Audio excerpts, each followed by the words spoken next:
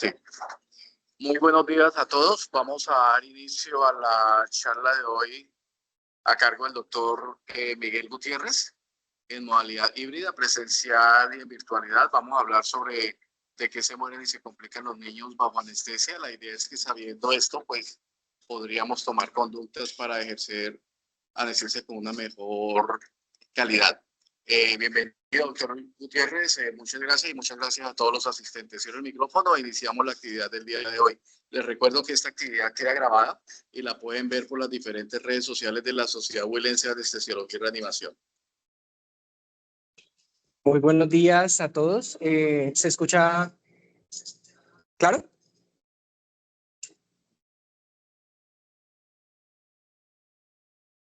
Bueno.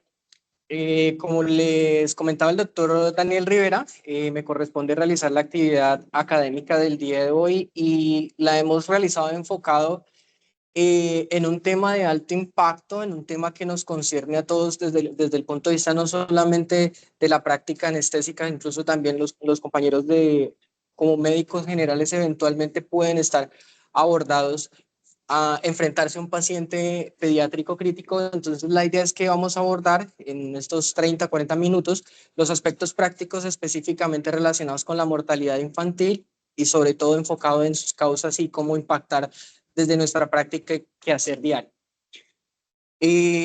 Para tener en cuenta, pues, el acto anestésico, pues, es un acto que en realidad, pues, no está exento de ciertas complicaciones y influyen muchos factores desde el punto de vista perioperatorio, complicaciones que se pueden impactar en complicaciones que se pueden clasificar tanto en mayores como menores, en donde el impacto en la calidad de vida, el riesgo de mortalidad y el impacto en la calidad de vida en el corto, mediano y largo plazo, pues, nos van a determinar esta diferencia. El manejo de la vía aérea, pues, es uno de los aspectos más importantes en donde se requiere hay un alto riesgo y se requiere un grado de competencia importante, y pues por las características que ya vamos a ver en el caso de los infantes, ese riesgo es mucho mayor como lo vamos a presentar. También algo muy característico que se puede observar es la variabilidad en cuanto a las distintas prácticas y abordajes y protocolos desde la parte anestésica que va a impactar en los resultados. Cuando nos enfrentamos a un paciente pediátrico, estamos en un escenario completamente diferente al paciente adulto, en donde pues vamos a tener unas características no solamente desde el punto de vista anatómico, como las vemos allí, y las estructuras un poco más pequeñas, algunas estructuras mucho más grandes como la epiglotis, la lengua, el posicionamiento mucho más anterior de la laringe y las resistencias como tal a los distintos flujos, y las áreas, pues las resistencias van a estar aumentadas y las áreas un poco más disminuidas. Desde el punto de vista anatómico, desde el punto de vista funcional, vamos a ver que son pacientes que tienen una menor capacidad residual funcional, un mayor consumo de oxígeno, los cual los hace mucho más lábiles a episodios de hipoxia y pues con las subsecuentes consecuencias. Entonces vamos a ver una triada que puede ser mucho más característica en los niños que en los adultos, que es la caracterizada por hipoxia, bradicardia y paro cardiorrespiratorio. Esto puede suceder pues, en un periodo de tiempo mucho más rápido. Cuando nosotros abordamos las cifras de mortalidad a nivel mundial, vemos que la mayor mortalidad va a estar reflejada específicamente en los pacientes de la etapa neonatal, en donde vemos que en el mundo alrededor de cada 14 segundos ocurre una muerte en esta población, en los pacientes desde el nacimiento hasta el mes de vida. Vemos que eso se representa en que hay una muerte cada 58 recién nacidos. Entonces es quizás la población que presenta mucho más impacto. Vamos a ver que con el pasar del tiempo esa proporción va a ir disminuyendo. Entonces lo vamos a tener en cuenta. ¿De qué se mueren estos niños en general en el mundo? Básicamente dos causas: prematurez y las etiologías desde el punto de vista respiratorio. Esto en cuanto a la mortalidad en general.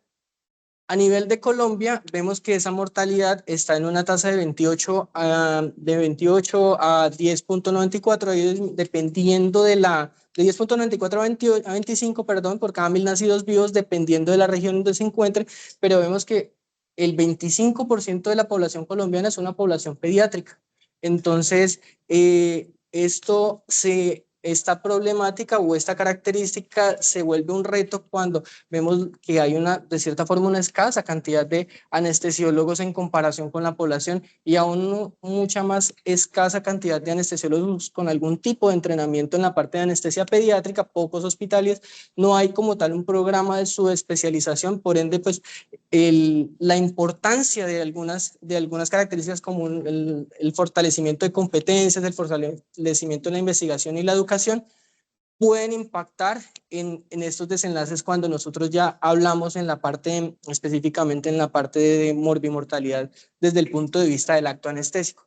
Vamos a señalar algunos estudios que han generado una mayor relevancia a nivel mundial, específicamente el más importante yo considero que es el estudio de Apricot, que es un estudio europeo que involucró, es un estudio observacional prospectivo, más de 30 instituciones en Europa, más de 30.000 más de 200 centros, más de 30 países en Europa, en donde se incluyeron pacientes hasta los 15 años en cirugías tanto electivas como urgentes, y tuvo dos desenlaces. El primer desenlace, el desenlace primario, va a estar relacionado con los eventos críticos perioperatorios graves, en donde se definía un evento crítico, ya sea respiratorio, cardiovascular o neurológico o algún otro tipo de evento como reacción adversa al medicamento que potencialmente podía aumentar el riesgo de mortalidad o que potencialmente podía llevar a un deterioro funcional grave en este tipo de pacientes. Y los desenlaces secundarios o los resultados secundarios, se establecieron los factores de riesgo asociados o factores involucrados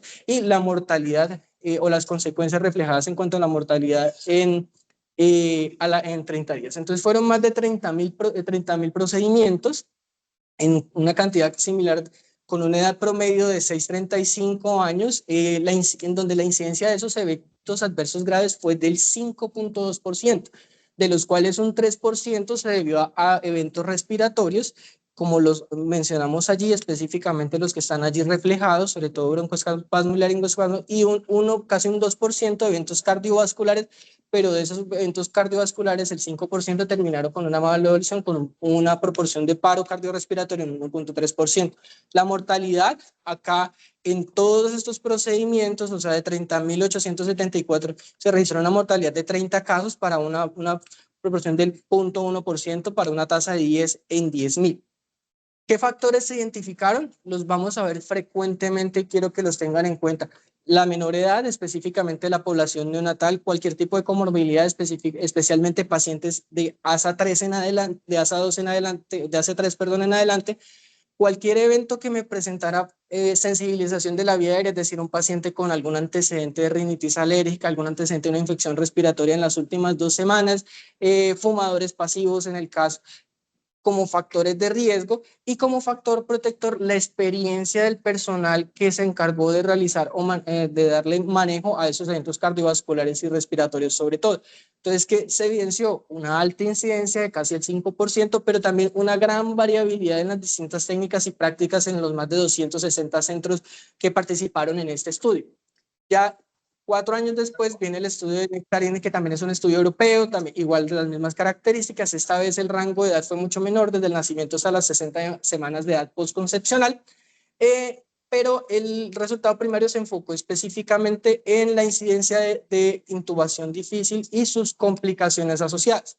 Y como resultados secundarios, el riesgo de hipoxemia y los desenlaces o el seguimiento a los 30 y a los 90 días.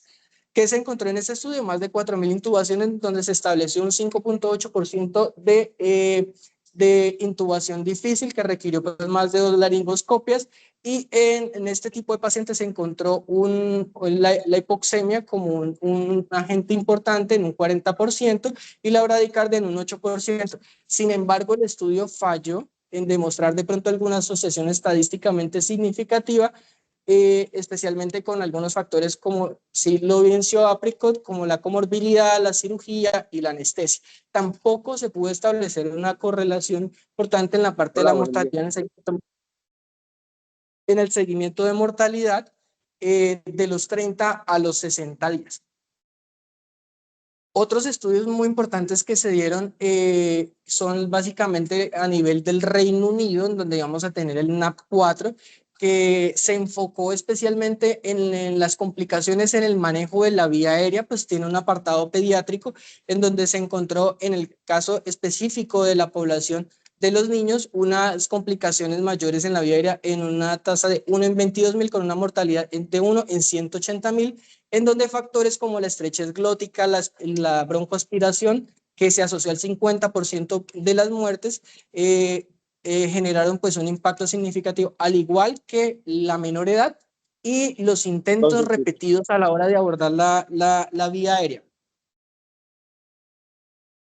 Posteriormente, y más hacia el año pasado, hace año y medio aproximadamente, sale el NAP7, que ya es una serie de recopilación de informes que hablan específicamente del paro cardíaco perioperatorio.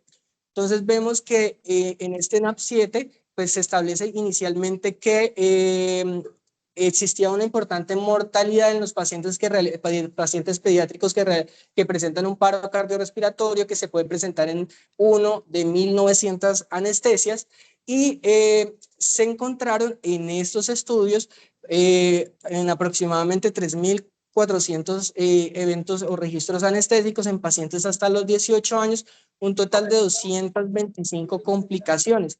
De esas complicaciones, de todos estos informes que se enviaron pues los principales informes reportados son de laringoespasmo, pero vemos que en 2 informes se asociaron a paro cardiorrespiratorio. Ya vamos a ver las estadísticas específicamente, en donde vemos que esa probabilidad de paro cardiorrespiratorio es mucho más significativa en la población de neonatos con 0.5%, en comparación con las demás poblaciones desde el punto de vista pediátrico, seguido por la población de lactantes, en donde vemos que se presentaron 104 paros cardiorrespiratorios con 25 muertes, de las cuales 11 muertes fueron por neonatos, fueron en la población de neonatos.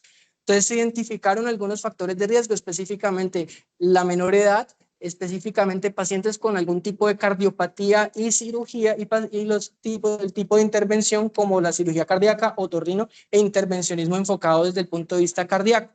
En los pacientes llevados a cirugía no cardíaca, los factores más importantes son la hipoxemia, la bradicardia y la hemorragia, mientras que en los pacientes llevados a algún tipo de intervencionismo cardíaco, los factores más importantes son la hipotensión grave y el taponamiento cardíaco.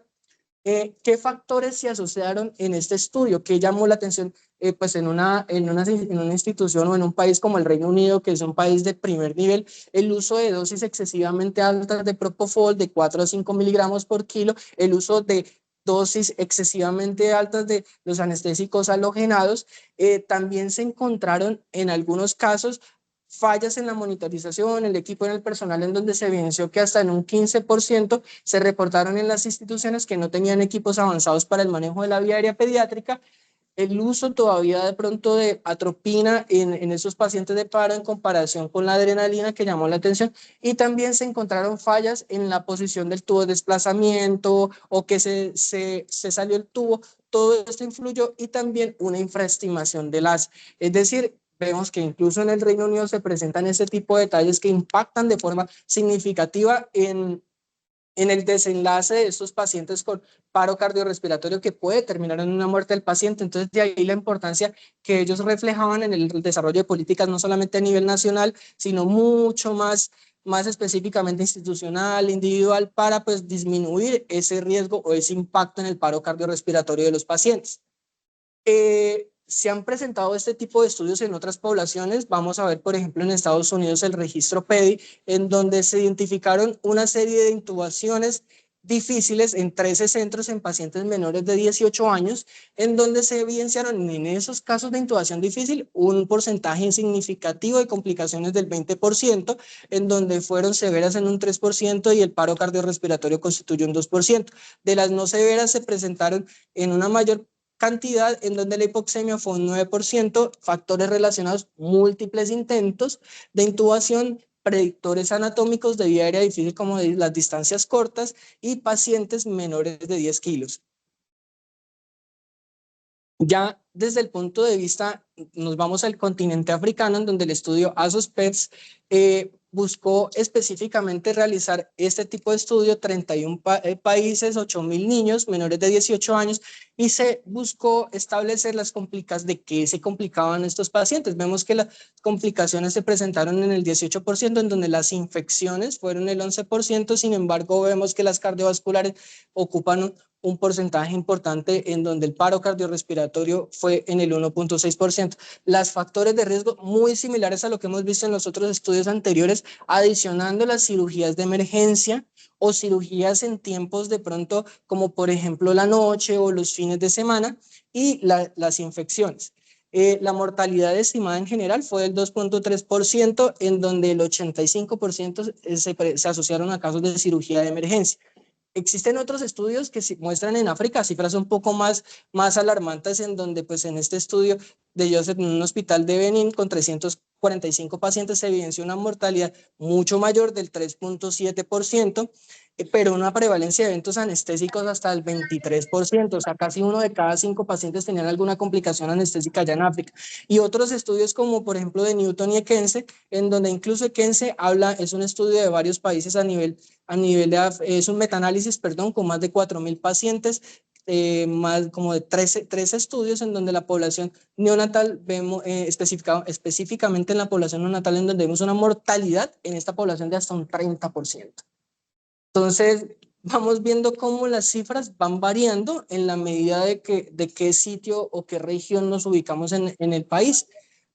Ya aterrizando un poquito más a nuestra realidad a nivel local, vemos que se han establecido algunos estudios, específicamente 2 que hablan de la morbimortalidad en la población neonatal y 1 en la población pediátrica. Los vamos a ver acá a continuación. El primero es el de la doctora Tola, en donde vemos que todos los estudios son observacionales retrospectivos, 75 neonatos, y lo que se identificó fueron los mismos factores: ASAs elevados, menores edades, bueno, entre pues, pacientes con menor edad gestacional o prematuros de mayor riesgo, y se presentó un caso de mortalidad intraoperatoria, especialmente un paciente prematuro con una atresia intestinal, 2 cirugías, catalogado como ASA 5. Ya en este otro estudio, ya del 2021, fue similar un estudio de 55 neonatos, en donde se estableció una prevalencia de eventos críticos de hasta el 35%, la mayoría respiratorios, pero vemos que la mortalidad en general a los 30 días fue un número significativo importante si los comparamos con los otros estudios anteriores del 5.6%, y de esos pacientes pues tuvieron un porcentaje también importante de eventos críticos. Y ya más aplicado ya a la población pediátrica extendida hasta los 14 años, que fue el más reciente en el 2022 de la doctora Giraldo, que contó con participación de casi 800 pacientes, en donde se evidencia una mortalidad ya mucho más reducida de 1.8, pero esa mortalidad al menos no se pudo evidenciar una relación estadísticamente significativa directa con la anestesia, pero vemos que se presentó un porcentaje de 11.7% de eventos críticos. Si comparamos con el primer estudio de Apricot, que fue un 5%, a nivel europeo vemos que es el doble de lo que normalmente pues, se está presentando en la población europea. ¿Qué podemos concluir de acá? Fundamentalmente la población, nuestros neonatos son quizá la población más vulnerable por todas las características que ya hemos mencionado, y pues obviamente esa diferencia se nota y se ve significativa si la comparamos con los otros grupos etarios desde la parte pediátrica, y aún más si lo comparamos con la parte adulta. Pero pues vemos por qué estos pacientes se nos pueden complicar. Entonces tenemos 2 brazos grandes que son las complicaciones desde el punto de vista respiratorio y las complicaciones cardiovasculares, cada una de ellas en un punto específico desde la anestésico. En el estudio Apricot vemos que hay una mayor prevalencia de complicaciones de tipo hipoxémico a nivel de la inducción, una mayor presentación de complicaciones cardiovasculares durante el transcurso de la anestesia o el mantenimiento, y una mayor proporción de eventos de laringobroncoespasmo ya en la emergencia de nuestro paciente. Se me olvidaba también desde el punto de vista, aunque en una menor proporción, pero pues mayor probabilidad de presentar broncoaspiración en la parte de la inducción.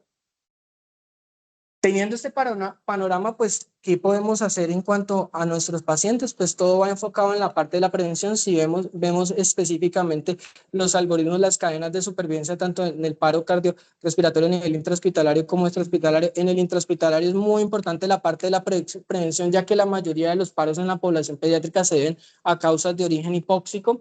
Y vemos que también hay algunos factores también asociados desde el mismo paciente, como la hipotensión, la disfunción cardíaca, la hipoxemia, la acidosis, algunas comorbilidades desde el punto de vista respiratorio, los estados de la habilidad, como por ejemplo el retorno a la circulación espontánea, en donde vemos que la prioridad en este tipo de pacientes va a estar enfocada en poder oxigenar y ventilar nuestros pacientes. ¿Por qué? Porque vemos que el NAP7 nos demostró que todos esos casos de paro que fueron significativos, específicamente en la población de neonatos, se dieron por hipoxia y bradicardia. O sea, absolutamente todos esos casos se relacionaron con esos dos factores.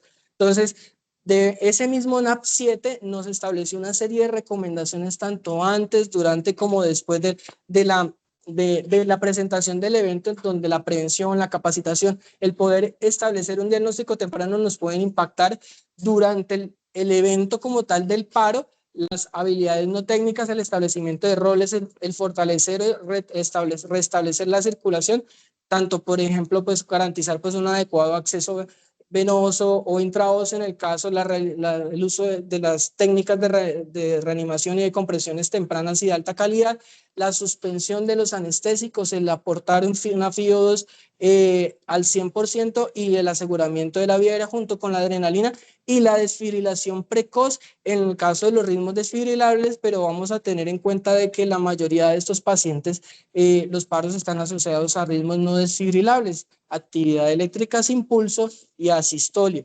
Y también, pues, estos ritmos van a estar en una relación importante para establecer la búsqueda de las causas teniendo en cuenta las 5H y las 5T que nosotros ya conocemos.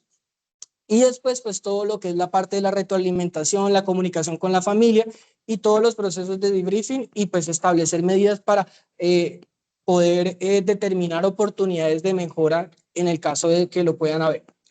También existe una estrategia o una iniciativa del grupo de especialistas que se llama SafeTops, que la podemos ver, en donde establecen como un algoritmo muy práctico para poder abordar desde el punto de vista, para poder abordar nuestros pacientes y poder tratar las complicaciones que se pueden llegar a presentar.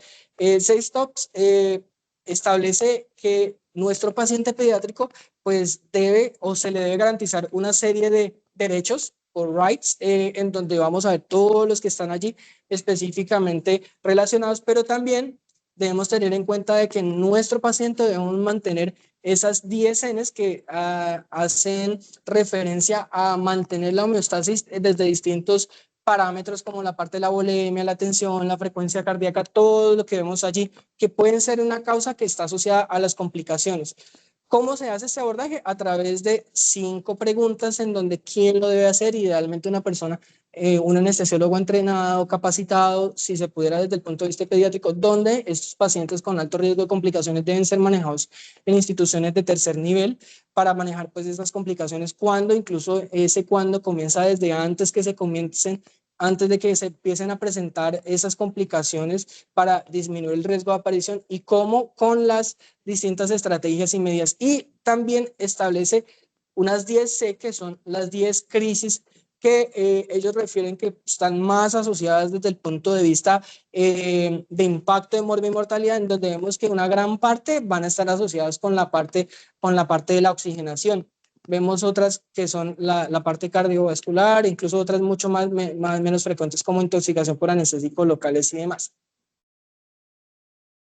¿Cómo lo podemos hacer? Entonces, nosotros lo que debemos buscar en este tipo de pacientes es identificar qué paciente se me puede complicar, específicamente todos los pacientes que tienen predictores de complicaciones desde el punto de vista con una vía aérea difícil, tanto anatómica como fisiológica, establecer pues algoritmos y protocolos, evitar los múltiples intentos o considerar distintas alternativas cuando vayamos a abordar en este caso el manejo de la vía aérea, y 2 aspectos importantes que son la comunicación y la ayuda.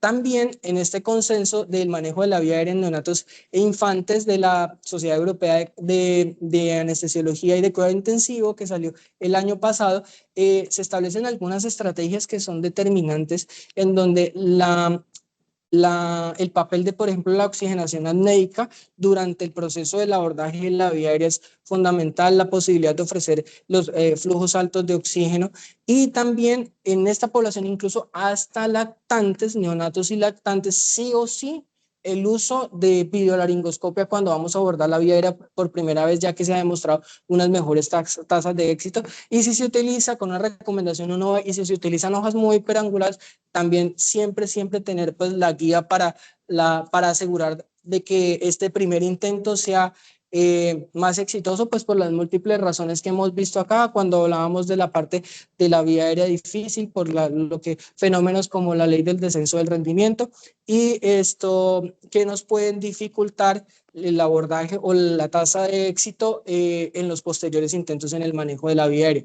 Otros aspectos también a tener en cuenta en el caso de la broncoaspiración, determinar un adecuado ayuno, se puede pues establecer, no confiarnos de pronto, sobre todo en algunas poblaciones de alto riesgo, el tener siempre la parte de la succión disponible, la inducción de secuencia rápida, garantizar un adecuado plan anestésico y los aspectos de comunicación y capacitación. Esto es una palabra que se repite en todas las guías porque uno cree que de pronto no es importante, pero sí es fundamental a la hora de abordar.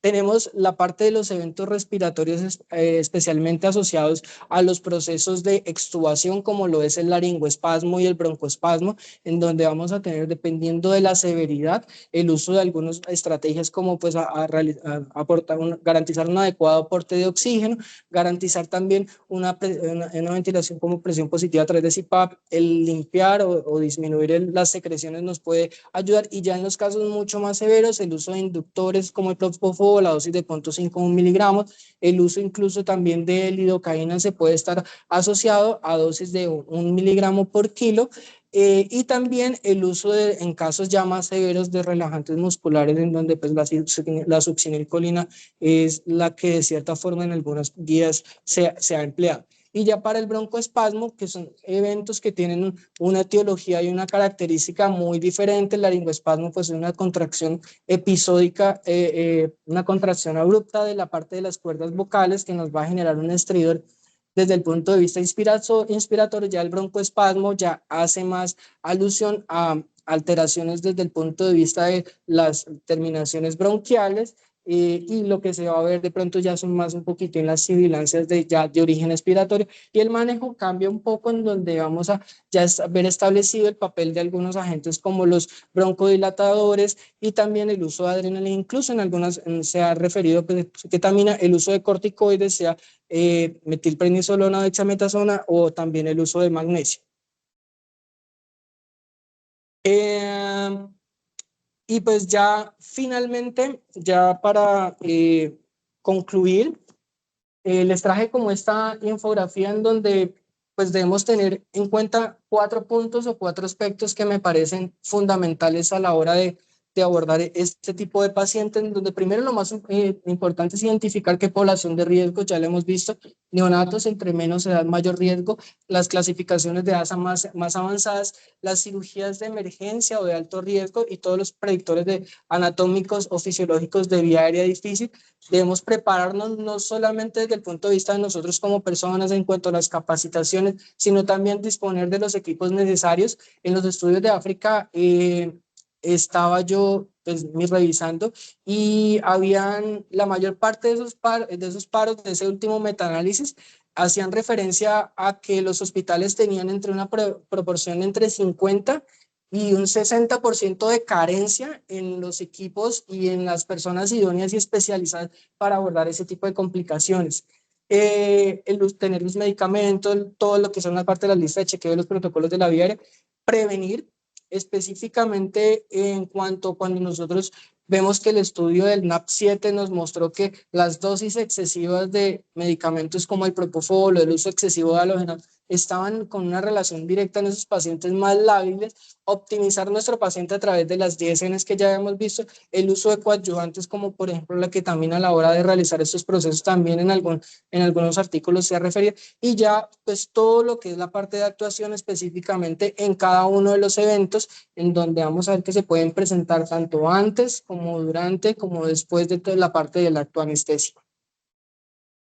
Ya, pues finalmente, nosotros quizás desde el punto de vista, ya como a modo de reflexión, a la hora de colocar el título, pues el título genera pues un impacto y un llamado de atención, porque quizás nosotros estando acá desde nuestra posición, quizás sin ninguna carencia, no vemos o no alcanzamos a percibir el impacto de todas las acciones desde el punto de vista no solamente médico, sino la parte de la educación, de la parte de nutrición, de otros aspectos como el acceso a vacunas, todo el impacto tan significativo que eso puede generar en el desarrollo de una persona desde el mismo momento, no solamente en que nace, sino desde el mismo momento en que está en el vientre de la madre, y eso va a repercutir de forma significativa en todo el proceso de desarrollo del paciente más adelante, pero como vemos incluso algunos pacientes ni siquiera llegan a ese punto porque en algún momento por alguna de esas características o condiciones o factores de riesgo que vimos allí claramente establecidos, pues fallecen antes de llegar a la edad adulta.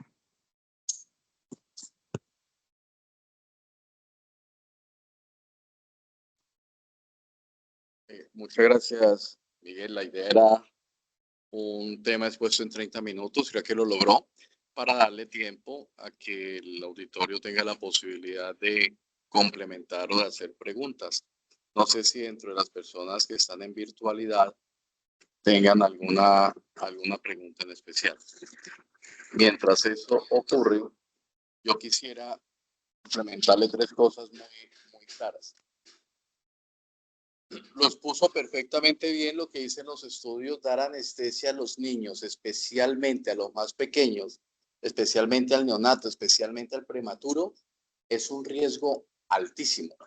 Pero altísimo es que la posibilidad de muerte y de paro cardíaco es de más de 200 veces. Entonces tenemos que prepararnos para eso. En el esquema de paro cardíaco intraoperatorio que presentó, ¿sí?, uno siempre va y mira las H's y las T's. Hemos revisado acá un par de artículos en donde ya estamos metiendo la ultrasonografía al escenario de la reanimación. Hay un artículo muy bonito que se llama en reanimación más allá de las H's y las T's, ¿sí?, donde la ultrasonografía intraoperatoria nos puede dar de manera inmediata más luces sobre qué es lo que está pasando en los pacientes. Lo segundo, de cada una de estas complicaciones hay mucha bibliografía. Por ejemplo, respecto a la laringoespasmo y problemas respiratorios en los niños, hoy en día hay suficiente bibliografía que habla que los beta-2 inhalados, y el que tenemos a mano más frecuente es el butamol, previene la incidencia de complicaciones intra y posoperatorias. Entonces, todos estos niños con alguna patología respiratoria de base deberían llevarse un inhalador y deberíamos darle un post de inhalado desde antes de empezar la anestesia, porque se sabe que eso disminuye las complicaciones. Tercero, es invitarlos a revisar esas páginas web que Miguel acabó de poner, por ejemplo, las AFETOS, el PDR, son páginas que se alimentan frecuentemente, que tienen videos tutoriales, que tienen estadísticas y que van dando información para hacer una anestesia pediátrica de la mejor calidad posible. Y por último, no olviden que nosotros los anestesiólogos somos humildes en el conocimiento y no tenemos ningún problema en pedir ayuda. ¿Sí? No nos morimos pues con el paciente allí, pedimos ayuda. Es muy frecuente que nosotros en salas de cirugía, ante un caso difícil o con riesgo de complicación, le digamos a los colegas que están al lado: si voy a entrar a un caso difícil, por favor esté pendiente para que me ayude. Entonces no tengamos miedo, aquí tenemos internos y estudiantes a pedir ayuda cuando veamos que algo está complicado. Sí, porque otra persona nos puede no solamente pues colaborar en lo que estamos haciendo, sino dar luces sobre otras cosas. Hay bibliografía al respecto, como uno cuando está complicado tiene sesgos, por ejemplo el sesgo de fijación. Entonces otra persona que venga desde afuera puede ver el panorama diferente y nos puede dar otra orientación. Muy bien, Miguel, muchas gracias. No sé si alguien tenga alguna otra apreciación. El doctor Tovar está alzando la mano en el chat. Doctor Tovar. Muchas gracias, doctor Rivera. Para hacer dos anotaciones, sobre todo en el PDR nos invitan a la utilización de estrategias combinadas en el manejo de la vía aérea, de las cuales con Nicolás hemos venido trabajando ampliamente, estamos intentando, pues con el aporte de Tronical y con el gran cariño que nos tiene el doctor Carlos Calderón por la entrega de algunos de los dispositivos de prueba para mejorar la práctica y con el uso del laringoscopio, perdón, videolaringoscopio combinado con el fibrobroncoscopio y demás laringias utilizando también el el fibrobroncoscopio para mejorar la intubación en pacientes un poquito más grandes, no tanto los neonatos, un poquito más grandes. Es una invitación a que los residentes se entrenen, a que miren la importancia de la mortalidad, a que se dediquen, a que hemos intentado ofrecer lo mejor y nos parece que no lo están aprovechando. Y la segunda es una pregunta al residente que hizo la exposición. Nosotros tenemos con el doctor Daniel Rivera la intención de publicar un trabajo, el primer trabajo nacional sobre manejo de vía aérea. Estamos esperando a que nos confirme y si no para reubicarlo a otra persona, reasignarlo a otra persona porque nos parece de crucial importancia el que sí manifestemos todo este tipo de situaciones. Entonces, pues como no hemos recibido respuesta, yo hablé con el doctor Miguel en esta semana y no nos comentó si sigue con el trabajo o no, pero a mí me parece que ya con esta exposición más que justificada, un trabajo de tal importancia, yo creo que de manera contundente deberíamos obtener la respuesta y vincular un grupo de trabajo grande para que en pediatría y todas estas cosas se den. Muchísimas gracias. Sí, sí, profe. Profe, yo ya he tenido de pronto la oportunidad de comentarlo con el profesor Daniel y pues yo ya la idea sí, la idea es que el trabajo siga en marcha y se realice incluso con el apoyo desde la parte de pediatría pues, para garantizar la mayor captación de pacientes durante el periodo establecido, profe. Miguel, quisiera concretar otro par de cosas. En los estudios de paro cardíaco intraoperatorio, que es como finalmente la gente muere, ¿cierto? Todos terminan en paro. En pediatría, ojo a este dato, el 100% de los paros cardíacos intraoperatorios en pediatría fueron precedidos de hipoxemia o bradicardia. Sí, es algo como lógico. Entonces, el enemigo nuestro en anestesia pediátrica es la hipoxemia y es la bradicardia. Entonces, yo le digo a ustedes cuando estamos en esto que la prioridad para estos pacientes es ventilar y oxigenar, más que intubar, ¿sí? Más que intubar y más que asegurar la vía aérea es que el niño ventile y oxigene, porque si eso no lo logran, van rumbo al paro cardíaco. 2, como la principal complicación en pediatría y como en muchas cosas en anestesia es el manejo de la vía aérea, hay claridad absoluta cuando ustedes se enfrentan a un niño con vía aérea difícil. Y las estadísticas dicen lo siguiente, mire cómo es de interesante. Si ustedes se van con una laringoscopia convencional en un niño que tiene una vía aérea difícil predicha, la posibilidad es de menos del 10% de que ustedes aseguren esa vía aérea. Si ustedes se van con un video laringoscopio de entrada para asegurar la vía aérea en un niño de vía aérea difícil predicha, la posibilidad de que ustedes lo logren en el primer intento es alrededor del 55%. Cuando hacen un segundo y un tercer intento se acercan al 100%, pero vamos a hablar del primer intento. Y Depende cuando de la hoja. ustedes hacen un fibrobroncoscopia, la probabilidad al primer intento sube un poquito, al 58 o al 60%. Por eso las guías son muy claras, porque las guías son hechas para la población general en todas partes del mundo. Que el primer intento, si ustedes tienen una vía aérea difícil, predicha en pediatría, sea con videolaringoscopio. ¿Y por qué no con fibro? Porque es que la diferencia entre el video y el fibro en las estadísticas al primer intento es poca, pero la diferencia en destreza técnica, en costo, en disponibilidad del equipo es altísima. Entonces le dicen, hágale con biolaringoscopio.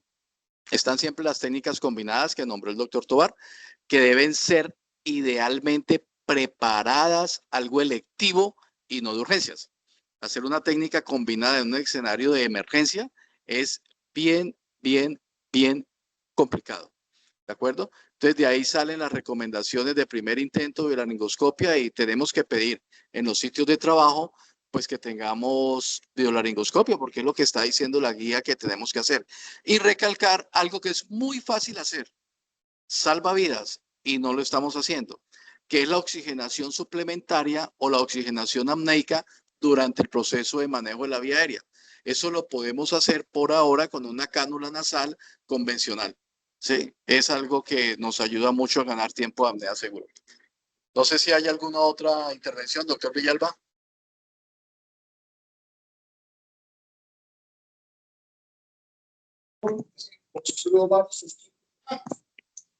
Pero son los estudios generales internacionales y como pueden verse cuál es la diferencia. Generalmente os trae una incidencia o de mortalidad mucho menor localmente. Básicamente porque aquí no hacemos cirugía cardíaca. Entonces, y eso es un número grande de mortalidad. Entonces, le hacemos esto y hacemos congénitas, o sea, congénitas cardíacas. A veces se pueden quedar con otro paciente de congénitas que no hacen para cirugía cardíaca, pero generalmente no vienen los peores. Sí, a veces, por ahí de vez en cuando he visto que por ahí les sale algo muy difícil, pero no hay los peores.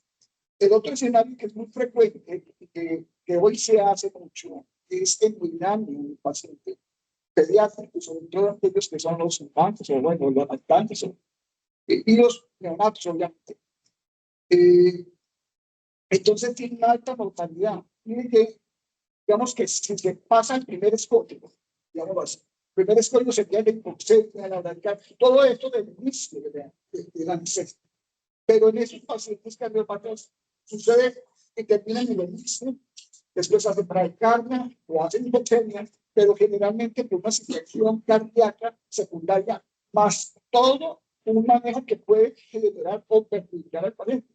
Por decir algo, yo puedo tener un paciente que está, digamos que respiratoriamente bien, está bien, pero no he mirado si la boletia es suficiente, si está el paciente anémico, si el paciente tiene temperatura. Mire, en alguna institución donde yo trabajo, cuando hacíamos la parte de congénitas en Moinaña, que se hacían muchas cosas tímidas, uno de los problemas que teníamos era la temperatura de la sangre. Cambiamos la temperatura de la sala y le pusimos a temperatura normal, digamos, normal no es esa del frío, sino la temperatura corporal para la pierna. Las cosas cambiaron absolutamente y diametralmente. Algunas veces aquí en el hospital hicimos en un tiempo congénitas, hicimos en Moinaña, y teníamos muy en cuenta todo esto y esos resultados eran buenos, pero no quiere decir que no existieran. Si ustedes se dieron cuenta, por alguno de los problemas era taponamiento cardíaco, pero ¿cómo taponamiento cardíaco? Es que se me engancha, que se hace taponamiento cardíaco.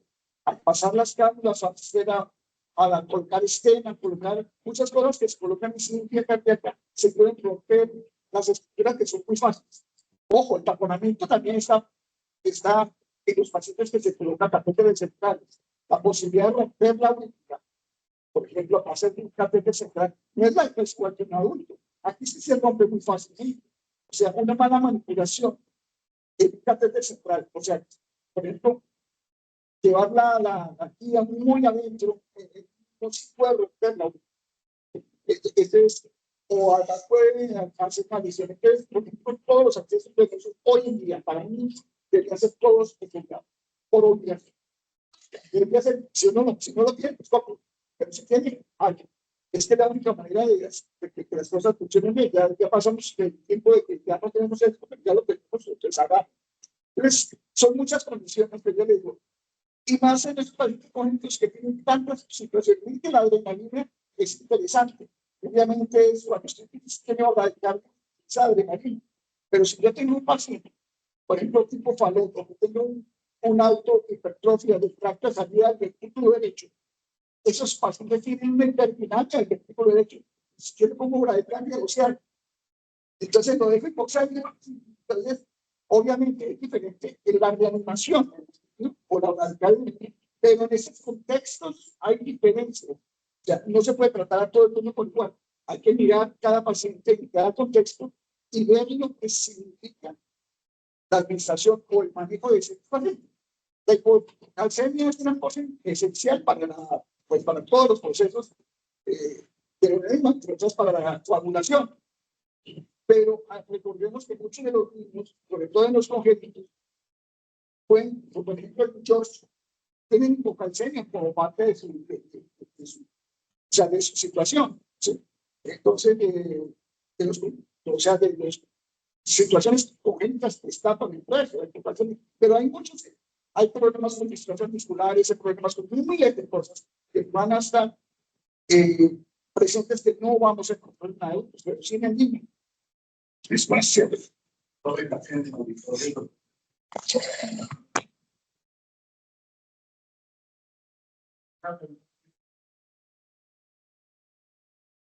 Doctor Rivera.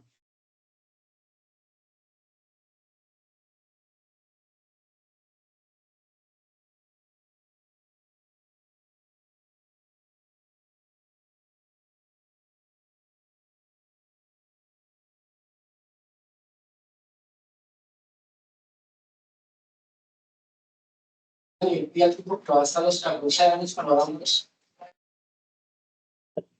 Pediátrico que va hasta los 14 años con una tasa de mortalidad del 5 al 6%, 5.8%, que de pronto veo que se podría mejorar un poco en este aspecto. Quizás de pronto una de las limitaciones grandes que veíamos en África, que era el estudio más grande, era la alta, y ellos lo resaltan demasiado, la alta variabilidad en las prácticas anestésicas en los distintos centros, lo cual les daba valores de mortalidad diferentes.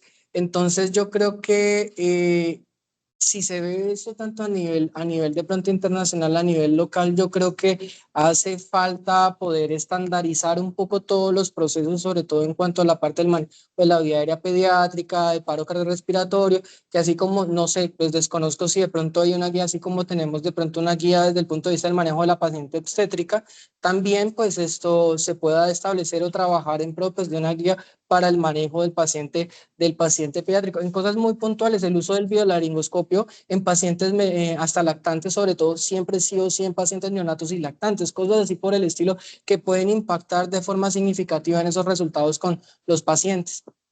Ayer hubo un estudio, la SOSPED a nivel de África, y se replicó ese estudio en Latinoamérica. Se llama la SOSPED, liderado por el doctor Vinicius en Brasil. El Hospital Universitario Hernando Moncaliano Perdomo participó de ese estudio. Tuve la oportunidad de coordinar el ingreso de pacientes. Se cierra en una semana, el 28 de febrero. Se logró recoger 7,000 y pico de pacientes. Viene después la fase de análisis de datos y donde se mira son las complicaciones y la mortalidad anestésica y la práctica anestésica, perdón, en Latinoamérica durante ese periodo observacional.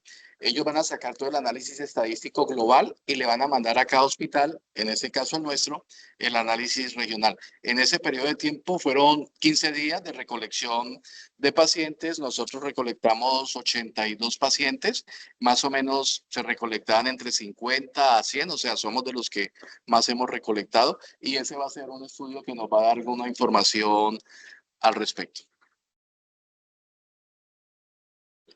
El doctor Galindo tenía la mano levantada, César. Hola, sí, ¿qué más? Dale, César, lo escuchamos. Estaban como hablando y pensé que lo había ignorado. Todo que personas recordaran y pues sabiendo que la morbilidad la vía aérea, lo que yo optado es no intubar lo que no se debe intubar estrictamente. Por ejemplo, cirugía ortopédica en miembros inferiores, cirugía pediátrica de bajo riesgo, herniorrafia y eso. Veo que pues hay muchos colegas que son quizás enemigos, entre comillas, de la máscara laringea porque se desplazan o porque no se ajustan bien, sobre todo las que tenemos acá en nuestro medio, que son desechables y son de baja calidad. Pero yo soy muy amigo de ventilar y oxigenar con máscara laringea en casos en los cuales puedo obviar una intubación. Es decir, lo que obvio por intubar, trato de no intubarlo y pues eso me disminuye mucho la morbilidad en vía aérea. Ya lo comentaba Miguel, el laringoespasmo es muy frecuente, el broncoespasmo también, y es casi el doble la morbilidad respecto a esta complicación cuando uno invade vía aérea en los niños que cuando no lo invade. Entonces yo creo que el dispositivo supraglótico es una gran ayuda no solo para rescate, sino también para el mantenimiento anestésico en pacientes en los cuales pues no está indicado fundamentalmente invadir la vía aérea. Sí, total, doctor César. El año pasado en el British Journal de Anestesia salió un estudio que ratifica lo que usted está diciendo. Compararon las complicaciones respiratorias y entre más se aborde la vía aérea, un tubo orotraqueal respecto a dispositivos supraglóticos y claramente con dispositivos supraglóticos las complicaciones disminuían. Totalmente de acuerdo con usted, sí, señor. ¿El doctor Jesús Hernán volvió a levantar la mano o no la ha bajado? No la había bajado, pero quería que su merced nos aportara algo referente al uso de hojas hiperanguladas en los pacientes pediátricos y a ratificar que PDR sí menciona que lo que tenemos que hacer es entrenarnos para que cuando esos pacientes con vía aérea difícil no anticipada nos enfrentemos a ellos y no sea fácil la laringoscopia, recurramos a esos dos dispositivos de rescate que yo les estaba mencionando, ¿sí? O a esas dos alternativas que les estaba mencionando. Entonces sí me gustaría que nos concretara. Insisto en lo mismo, es intubación video fibro y eso requiere ya el concurso de al menos 2 personas para hacer el procedimiento y máscara laringia fibro, ¿sí? Y me gustaría que reforzáramos el uso de las videolaringoscopios con hojas hiperanguladas, doctor Rivera. Sí, de hecho, profe, hay unas recomendaciones ahí en el consenso europeo que yo se los puedo compartir en donde pues específicamente hacen una recomendación puntual el uso de guías en esas hojas hiperanguladas con un buen nivel de evidencia. Había otra pregunta allí. Yo creo que esto... Yo tengo un concepto diferente. Uno pensaría por la anatomía de la vía aérea de los niños que las hojas hiperanguladas son mejores. Uno pensaría eso. Sin embargo, los muy escasos estudios que hay no lo logran demostrar. Y las recomendaciones actuales, tanto las europeas, que son las que salieron hace un año, como las brasileñas que salieron después, pero recogen las europeas, etcétera, recomiendan hoy que el videolaringoscopio para los niños pequeñitos sea con hojas estándar, ¿sí? Porque va mejor. Yo creería que lo que nos hace falta es más estudios al respecto, pero la recomendación, el ex-AR hasta ahora, digamos, de esas recomendaciones son hojas estándar para el primer intento en una vía aérea difícil en pediatría, porque uno pensaría que las hiperanguladas serían las mejores. Vuelvo y digo, creo que nos falta es más estudios al respecto. Sí, pero por el momento la recomendación es el uso de hojas Con las laringoscopias, lo que hacemos hoy en día, nos hemos dado cuenta que cada vez que usamos una hoja recta nos va mejor versus las curvas. Tendría sentido que las laringoscopias sean con hojas estándar. Sí, ahí hay un campo bien chévere para estudio. Okay. Yo creo que otra cosa, viendo una de las preguntas en el chat, otro aspecto importante es de pronto abrirle un poco más de campo la monitoría de la profundidad anestésica para específicamente estos dos apartados en donde pues lograr un equilibrio entre una dosis adecuada, tanto sea que utilicemos de pronto Propofol o utilicemos de pronto alguna agente halógena para precisamente evitar esta complicación o estos factores importantes que se dieron cuenta que tenían un impacto estadísticamente significativo en el paro, el paro cardiorrespiratorio pediátrico en este serie de estudios del NAP7 del Reino Unido.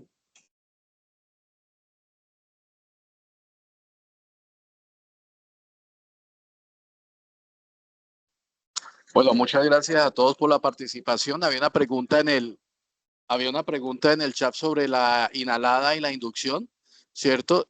Hay dos alternativas.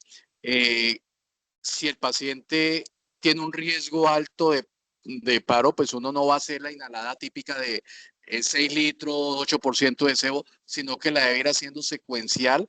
Cada 3 respiraciones del niño van abriendo el dial medio punto y lo van llevando suavemente. Ahora, la otra es hacerla intravenosa. Sí, yo les cuento en diferentes escenarios, los pediatras a veces me decían, oiga, ustedes tanta cosa con cogerle una vena al niño que lo premedican, que lo sedan, que no sé qué, para cogerle la vena, y cuando los niños llegan a urgencia de enfermo, allá la enfermera lo coge y le coge una vena y listo. Me parece medio salvajada porque tenemos la manera de hacer las cosas diferentes. Sin embargo, si el niño es de riesgo, hombre, pues es preferible que lo cojamos, lo llore un poquito y tal, a meterlo en el riesgo de una inhalada. Y si la hace inhalada, hay que ir haciendo secuencial, lo cual es más difícil para el niño.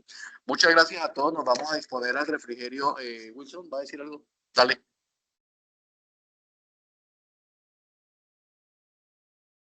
Resultados que pues durante el tiempo nos han mostrado lo mismo, que los pacientes pediátricos, especialmente en la edad neonatal, son difíciles de incubar. Sí. Esto me refiero principalmente a condiciones no solo complejas desde el punto de vista anatómico, sino también desde el punto de vista fisiológico. Encontrándonos con estas tasas de mortalidad que esto tienden a ser bastante preocupantes. La intervención que voy a realizar va dirigida a que en la parte final de la charla Miguel nos mencionaba que tenemos que estar en constante capacitación, reentrenamiento y asimismo estos escenarios también tenemos que estarnos fuera del quirófano, porque nos hemos encontrado en el quirófano con dos condiciones, como lo mencionaba Miguel, con anestesiólogos que muchas veces no están expuestos de manera constante a la población pediátrica o especialmente a este igual que la grupo mamá, poblacional, yo que asimismo limita más que sus intervenciones sean un poco fuera de lo que está establecido en la literatura a nivel internacional, pero nos hemos dado cuenta que las intervenciones fuera del quirófano o por especialistas no anestesiólogos también no van muy encaminadas dentro de las recomendaciones. Yo personalmente dentro de mi proceso de formación me he encontrado en dos situaciones donde tenemos un paciente prematuro, recién nacido, que presenta hipoxemia, se intenta realizar una intubación, hacen el primer intento con una laringoscopia. Segundo intento con laringoscopia convencional tampoco funciona y muchas veces vemos en otras especialidades que hay resistencia a pedir ayuda. Entonces nosotros como grupo de anestesia ofrecimos nuestra ayuda, hicimos una intervención con videolaringoscopia logrando asegurar ¿Qué tal su noche? esto, haciendo énfasis a que, por ejemplo, con el Sí, doctor ¿qué Tovar tal? estamos realizando desde hace un par de semanas los y ¿Y con dormiste apoyo rico? institucional del hospital un plan de capacitación ¿Sí para el durmió rico la abordaje de niña la hermosa? vía aérea. Esto ¿Sí? fuera del quirófano, que ¿Y inicialmente comió es en mucho? adultos, pero en algún Y otra momento vez también lo ese hipo. comentábamos con el doctor Daniel, de que también se hace necesario Como hacer respira. esta Por eso es capacitación que le da hipo. no solo en adultos, sino en la Por respirar población así todo pediátrica, raro. para que todos en conjunto, no solo como grupo especialista, sino enfermeros, Por respirar así terapeutas todo y en raro. demás Sí. puntos Vos dices que le da institucionales, hipo. ya sea urgencias o unidades de Era muy cuidado, consentido. intensivo, pues hablemos ¿Haciendo el mismo popó? idioma, buscando siempre el pro de éxito de la primera Ay, intervención que qué hagamos en nuestro pecado. paciente. Ay, sí. Era Ay, eso. Muchas sí. gracias, Miguel. Ay, carajo. Muchas gracias a todos, muy amables. ¿Cómo se Un le feliz puede día. ayudar? Porfa, a las personas que están virtuales de recordatorio no olviden llenar el listado de asistencia. Muchas gracias. Y recuerden que las charlas quedan grabadas en las diferentes redes sociales de la charla.